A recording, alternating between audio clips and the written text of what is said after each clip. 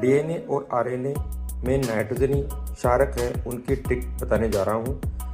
DNA और RNA दो प्रकार के न्यूक्लिक अम्ल होते हैं। डीएनए मुख्य रूप से केंद्रक में और आरएनए मुख्य रूप से कोशिका द्रव्य में पाया जाता है।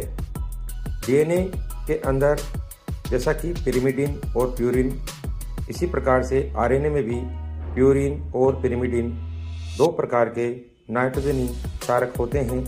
अब इनके प्रकार कितने हैं? पिरिमिडिन है वो 3 प्रकार के होते हैं और प्यूरिन 2 प्रकार के होते हैं। पिरिमिडिन की ट्रिक आपको ऐसे याद रखनी है। पिरिमिडिन अर्थात PY प्यारे से आपको याद रखना है।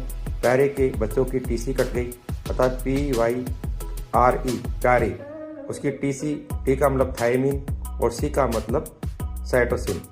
अब इसको ध्यान रखना है, जिसकी TC कटती है इसका मतलब उसमें T की जगह एक और होता है, वो होता है यूरेसिल।